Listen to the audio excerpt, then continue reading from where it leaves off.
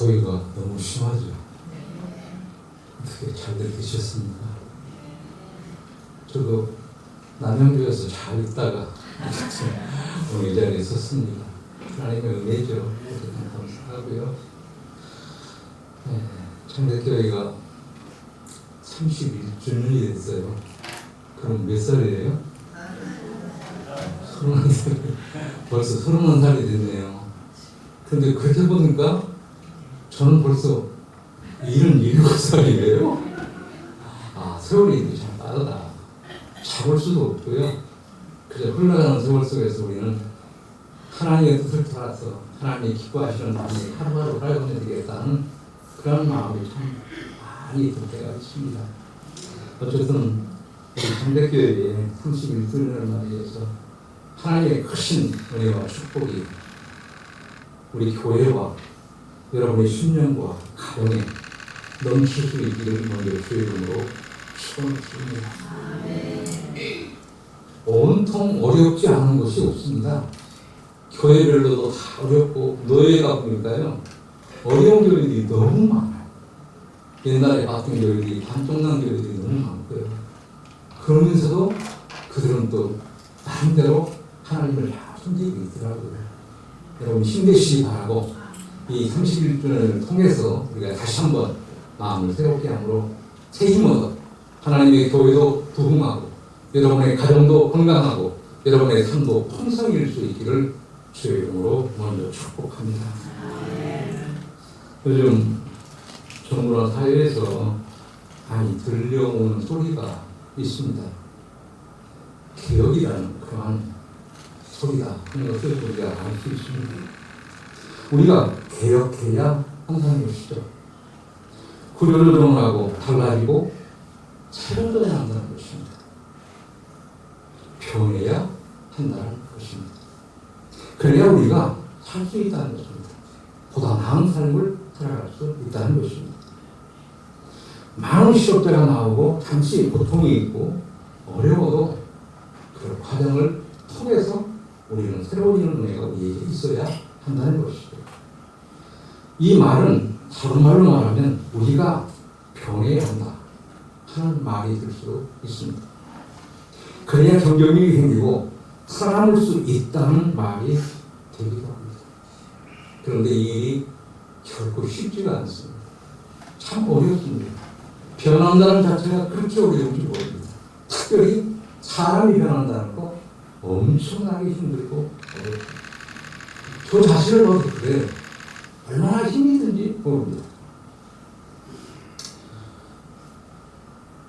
그래서 세상에서 제일 어려운 것이 있다면 그것은 변해야 한다는 그런 명제다 하는 것을 우리에게 교훈합니다. 인류가 살아오면서 가장 힘든 과제가 인간이 변해야 한다는 바로 이것이던데 이것은 성인군자에도 역시 마찬가지라고 해요. 그래서 우리 속담에 세살 버릇 언제까지 간다? 여분까지 간다 라는 그런 속담도 있습니다. 인간이 이만큼 변하기가 어렵다는 것을 다시 깨우쳐주고 있습니다. 그럼에도 불구하고 우리는 변해야 합니다. 그래야 나라가 살고 교회가 살고 내가 살고 내 가정이 살고 하나님의 놀라운 역사를 이뤄갈 수 있다는 것입니다.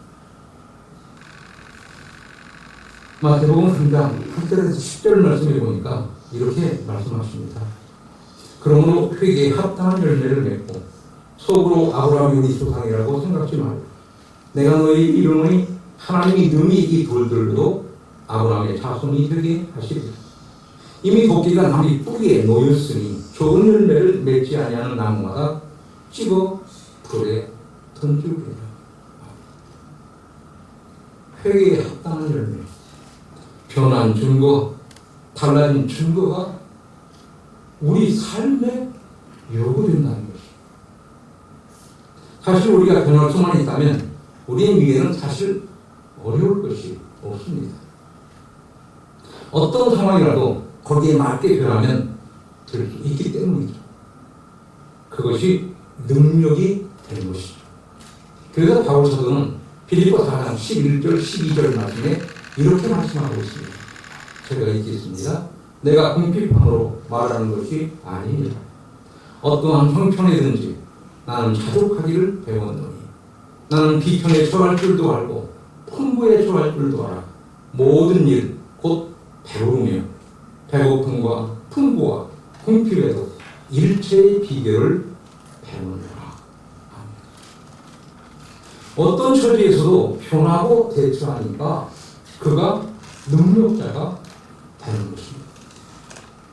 그래서 나중에는 죽음이라도 저는 두려워하지 않았습니다.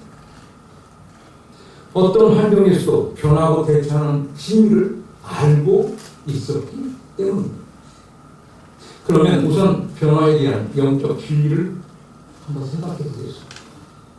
인간은 변하지 않으면 점점 나쁘게 변한다는 말이 있습니다.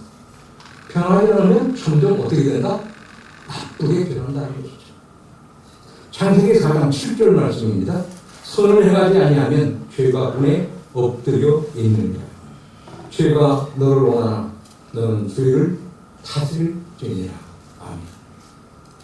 우리가 선을 행치 아니하면 죄가 문 앞에 엎드린다는 것은 우리가 죄를 다스리고 표현해야 한다는 것이죠. 또 바울 사도도 갈라디아서 5장 16절 17절 말씀에 이렇게 말씀합니다. 내가 이르노니 너희는 성령을 쫓아 행하라. 그리하면 육체의 욕심을 이루지 아니하리라. 육체의 소욕은 성령을 거스리고 성령은 육체를 거스리나니 이 둘이 서로 대립함으로 너희가 원하는 것을 하지 못하게 하려 함이니라. 우리가 변해야 싸움이 얼마나 처절하게 이루어지는가를 잘 나타내고 있는 말씀입니다. 또한 인간은 자기가 변하고 싶지만 스스로는 변할 수 없다는 말입니다. 에레미야 13장 23절 말씀에 보니까 구스인이 그의 피부를 표범이 그의 반점을 변하게 할 수 있느냐 이렇게 말씀하고 있습니다. 표범이 반점을 변하게 할 수 없듯이 우리도 스스로 변할 수 없다는 것입니다.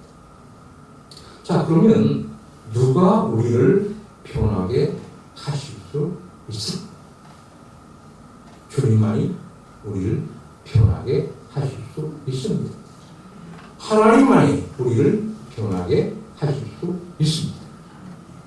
한번 다 해보겠습니다. 주님만이 우리를 변하게 하실 수 있다. 하나님만이 나를 변하게 하십니다. 사랑하는 성도 여러분, 그러면 우리는 어떻게 해야 할까요?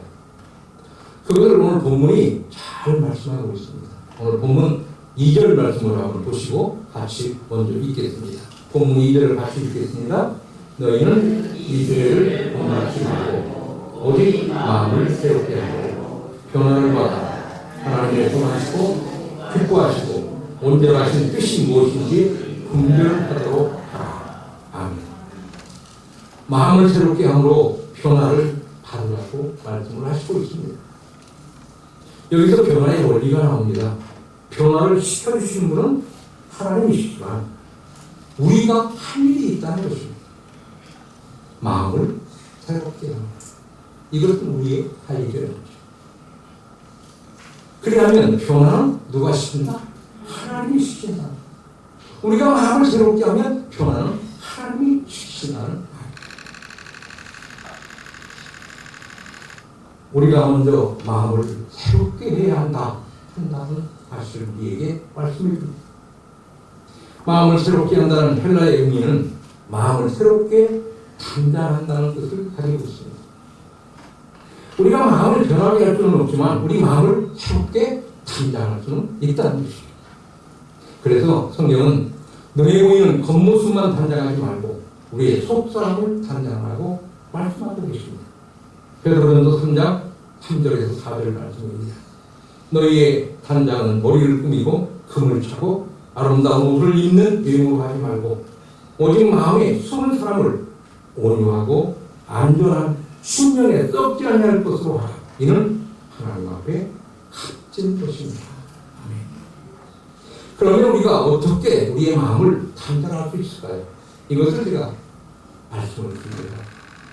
먼저 우리 몸을 하나님께 산 참 제사로 드려야 한다는 것입니다. 오늘 본문 말씀 1절 말씀 같이 읽도록 하겠습니다. 같이 읽습니다. 그러므로 내가 하나님의 모든 자기 하심으로 너희를 권하노니 너희 몸을 하나님이 기뻐하시는 거룩한 산 제물로 드리라. 이는 너희를 영적 예배이라. 아멘. 우리 같이 한번 따라해보겠습니다. 우리 몸을 하나님께 산제사로 드려야 합니다. 여기서 우리가 깨달아야 할 것은 우리의 마음과 우리의 몸은 밀접한 관계가 있다는 것입니다. 우리 몸이 어디에 있는가에 따라서 마음이 더러워지거나 깨끗해질 수 있는 것이죠. 그래서 우리 몸을 거룩한 산제물로 드려야 한다고 말씀하고 있는 것입니다. 다윗 같은 사람도 얼마나 믿음이 좋고 거룩한 사람입니다. 그러나 그가 결정적으로 하나님 앞에 실수한 것 하나가 있죠. 그건 뭡니까? 우리아의 아내를 범합니다. 다시 말하면 가늠죄를 지었던 바로 이 사건입니다. 남들은 전쟁터에 나갔는데 자기 혼자 왕궁에서 잠을 자다가 늦게 일어나 옥상에서 거니를 다가 그만 여인에게 초로 뛰어서 버프하고 말았습니다. 만약 그가 전쟁터에 나가서 열심히 싸웠다든지 다른 사람들처럼 기도의 장소인 옥상에서 저가 땀 흘려 기도했다면 그 마음을 지켰을 줄로 믿습니다. 더 나아가서는 우리의 몸뿐 아니라 우리의 삶 자체가 하나님 앞에 드려지는 탄제사가 되어야 한다고 오늘 본문을 깨우치고 있습니다. 하나님이 아벨의 제사는 받으시고 가인의 것은 받지 아니할 것은 물론 제물에도 문제가 있었습니다. 그러나 가인의 삶이 하나님께 드려지지 않았기 때문이었습니다. 믿음이 없는 진정성이 없는 제사였기 때문입니다. 우리 몸이 하나님께 드려질 때 마음이 단장됩니다. 마음이 변화됩니다. 우리 몸이 어디에 있는가 하는 것은 이렇게 참으로 중요하다 하는 것을 우리에게 깨우쳐 주고 있습니다. 우리 몸이 항상 하나님이 기뻐하시는 곳에, 구별된 곳에, 깨끗한 곳에, 정결한 곳에 거하기를 힘쓰므로 하나님께 산제사로 드려지기를 주의 이름으로 축복합니다. 두 번째, 복된 주인을 모시는 것입니다. 따라해 보겠습니다. 복된 주인을 모시는 것입니다. 주인이 바뀌면 집이 달라질까요? 안 달라질까요? 저희 아들 며느리가 남양주에 처음에 담임목사를 구입해가지고 갔었는데 집에서 노인네가 혼자 사시는데 개를 두 마리를 크게 키웠죠. 집에 들어가니까 이 개 냄새 때문에 살 수가 없어요. 화장실이고 방이고 뭐고. 그래가지고 울면서 집을 청소하고 닦았는데 그래도 그게 냄새가 다 나시더라고요. 주인이 누구냐에 따라 집도 달라지잖아요.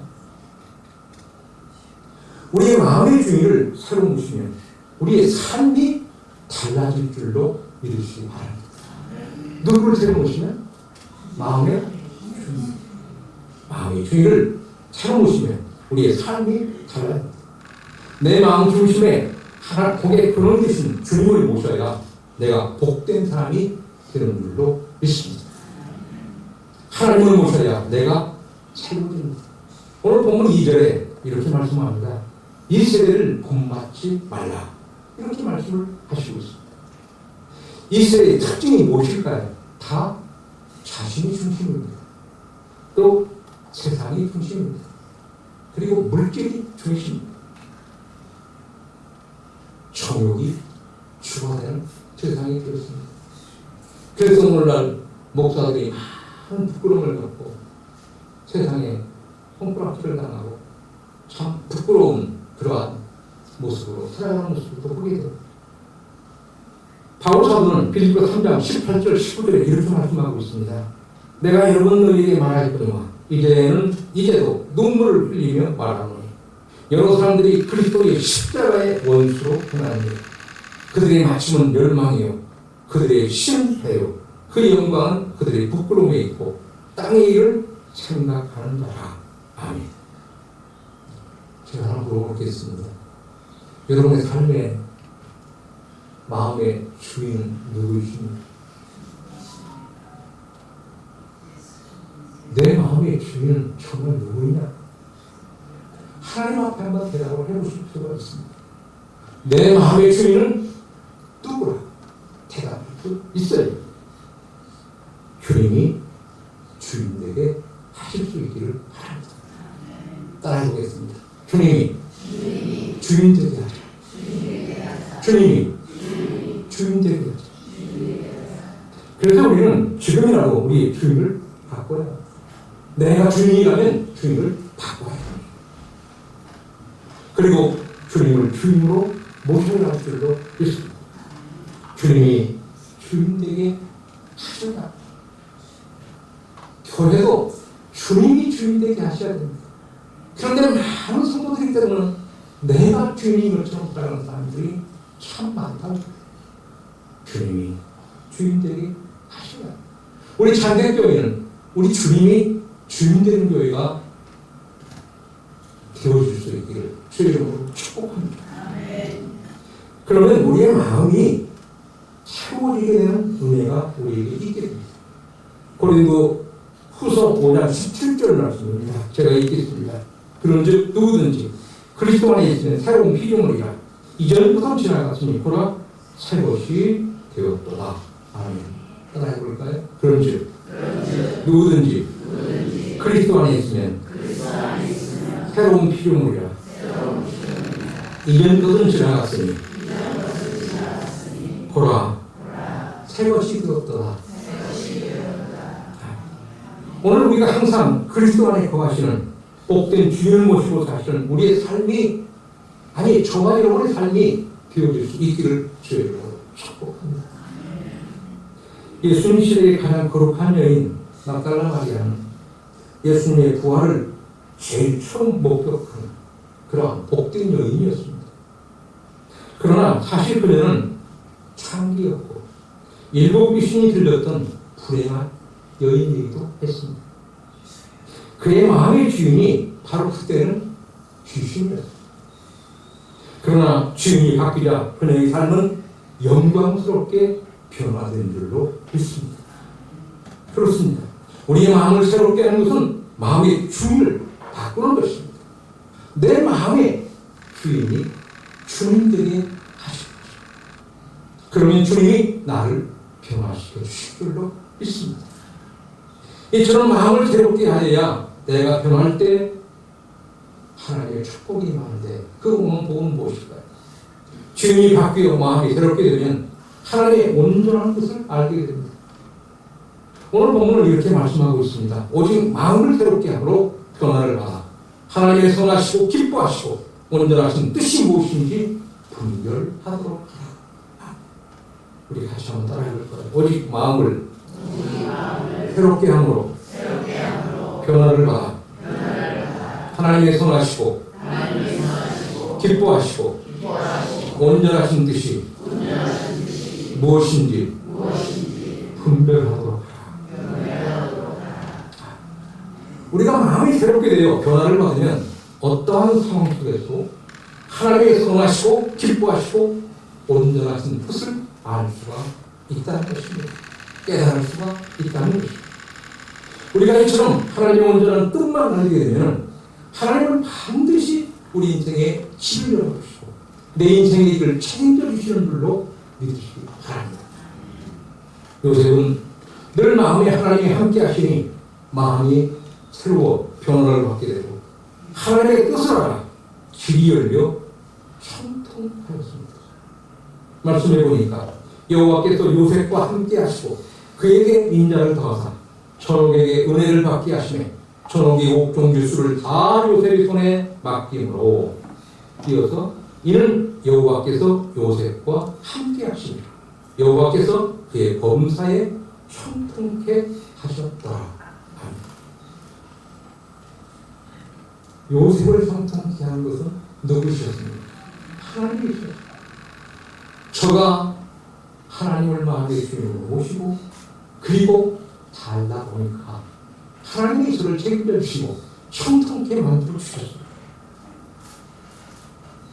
사랑하는 성도 여러분, 서두에 말씀드렸듯이 어려운 때를 우리가 살아가고 있습니다. 많이 힘드시죠. 그리고 어렵죠. 때로는 길이 보이지 않고 참 안담할 때도 있고 답답해서 참 힘든 때도 참 많다고. 여러분, 우리의 마음을 새롭게 하시는 은혜가 우리에게 있기를 축복합니다. 또 주님이 주인 되게 하시는 은혜가 우리에게 있기를 축복합니다. 그래야 할 때 하나님께서는 하나님이 일하셔서 우리를 변하게 하시고 그리고 형통케 하시는 은혜를 체험하실 줄로 믿습니다. 세 번째, 약할 때가 진짜 강해질 수 있다는 때입니다. 따라해 보겠습니다. 약할 때가 진정 강해질 수 있는 때이다. 고린도후서 12장 10절 말씀입니다. 내가 먼저 읽겠습니다. 그러므로 내가 그리스도를 위하여 약한 것들과 능력과 궁핍과 박해와 공고를 기뻐하노니 이는 내가 약한 그때에 강함이니라. 아멘. 사도 바울은 약한 것들, 곧 능력, 궁핍, 박해, 권고를 오히려 기뻐했다는 것입니다. 그것을 통하여 자신의 약함을 깨달아 주님을 더욱 깊이 만났고 하나님의 능력으로 인해서 더욱 강해질 수 있었기 때문입니다. 삼손은 두 눈이 빠지고 연단의 뜰을 돌릴 때까지 자기가 약한 것을 알지 못했습니다. 그러나 그가 정말 약함을 알고 하나님을 의지하고 기도할 때 머리가 자라고 하나님이 함께 하셔서 타곤신전을 무너뜨리게 되고 생전이 죽인 자보다도 더 많은 대적들을 죽였다. 원수들을 죽였다. 이렇게 성경은 말씀합니다. 그렇습니다. 약한 것을 깨닫고 주님을 붙잡는 자는, 주님을 의지하는 자는 진정 강한 자임을 믿을 수 있기를 바랍니다. 따라해 보겠습니다. 약한 것을 깨닫고 주님을 붙잡는 자는, 주님을 의지하는 자는 진정 강한 자이다. 미국의 여러분 잘 아시는 루즈벨트 대통령은 건강한 사람이었죠. 저는 소아마비 그러나 장애인이었습니다. 그런데 주님을 믿고 의지함으로 가장 강한 대통령 중 한 사람이 되어서 많은 일을 했던 미국의 역사가 충돌을 하고 있습니다. 헬렌 켈러는 삼중장애를 안고 있는데 저도 주님을 만나서 건강한 삶을 살면서 인류에게 많은 업적을 남겼다고 그렇게 기록을 하고 있습니다.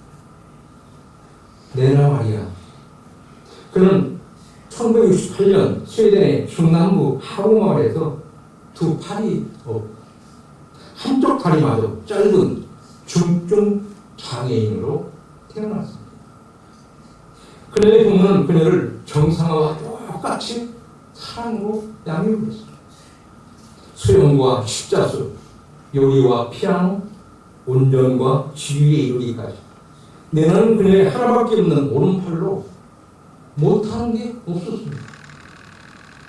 3살 때부터 수영을 시작해서 스웨덴 대표 선수로 세계 강회장 수영 선수권 대회에서 무려 4개의 금메달을 따게 되었습니다. 여러분 놀라지도 않네요. 한 개도 아니고 4개의 금메달을 따게 됩니다. 그는 어릴 때부터 음악을 좋아했고 가스펠 싱어로 활동을 했다고 해요. 그는 프로가스펠 싱어로 전 세계에 다니면서 콘서트를 했는데 세계의 언론들은 그녀의 목소리를 천상의 노래라고 격찬하고 격찬을 했습니다. 그녀는 지금까지 한 번도 자신의 장애를 장애로 여긴 적이 없다고 당당하게 말하고 있습니다. 오히려 그 장애가 하나님을 믿는 시장과 더불어 오늘날 자신을 있게 했다고 저는 오히려 힘있게 고백을 하고 있습니다. 그녀는 긍정적이고 낙천적이며 항상 밝게 웃으며 하나님께 감사하고 따릅니다. 그렇습니다. 약한 것은 부끄러운 것이 아닙니다. 다만 약한 것을 좌절하고 원망하며 부정적으로 어둠에 종이 되는 것이 부끄러운 것입니다. 오늘 우리도 지금이라도 주님을 바라보시고 의지하며 믿음으로 우리가 나아갈 때 나도 하나님의 강한 자로 쓰실 줄로 믿으시기 바랍니다. 내가 약할 때가 진정 강해질 수 있다는 때라는 사실을 꼭 기억했으면 좋겠습니다. 한번 우리 외쳐보겠습니다. 내가 약할 때가 진정 강해질 수 있는 때이다. 오늘 본문의 말씀은 마음을 새롭게 함으로 평안을 받으라고 말씀해 주셨습니다. 마음을 새롭게 하는 것, 그것이 우리가 해야 할 일이라고 말씀해 주십니다. 이를 위해서 우리의 몸을 하나님께 산 제사로 드려야 합니다. 내 마음의 복된 유익을 보살해야 합니다. 약할 때가 진작 강해질 수 있는 때임을 알아야 합니다. 오늘 본문 2절 말씀 같이 읽고 기도하도록 하겠습니다. 2절 말씀 같이 읽겠습니다. 너희는 이 시대를 본받지 말고 오직 마음을 새롭게 함으로 변화를 받아 하나님의 선하시고 기뻐하시고 온전하신 뜻이 무엇인지 긍휼을 하도록 하라. 아멘. 오늘 이 말씀이 그 장립 31주년을 맞는 오늘 우리에게 결단의 말씀, 축복의 말씀, 도전의 말씀, 축복의 말씀이 되어주시기를 주의 이름으로 축원합니다. 기도하겠습니다. 참 좋으신 아버지, 네, 감사합니다. 오늘 창대교회 창립 31주년을 맞이해 하나님 앞에 귀한 감사의 예를 드리며 귀한 말씀 들었습니다. 먼저 무엇보다도 우리의 마음을 새롭게 하라고 말씀합니다. 지금까지 함께 하신 주님, 인도하시고 지켜주신 주님, 많은 어려움 속에서 교회를 통해서 영광 받으신 주님, 이 주님을 우리가 마음을 새롭게 함을 통해서 다시금 주님의 기쁨이 되는 교회가 되게 하여 주시옵소서. 다시금 부흥하게 하시고 회복되게 하시고 하나님의 영광이 드러나는 아름다운 역사가 있도록 도와주옵소서. 우리 모든 성도들에게 건강 주시기를 기도합니다. 평안 주시기를 기도합니다. 그들의 마음 속에 하나님의 은혜가 충만케 하시어서 이 어려운 때 넉넉히 우리의 마음을 새롭게 하도록 믿음으로 우리의 마음속에 주님을 주인으로 모시고 날마다 승리하는 복된 삶 살게 하여 주시옵소서. 예수님의 이름으로 기도하옵나이다.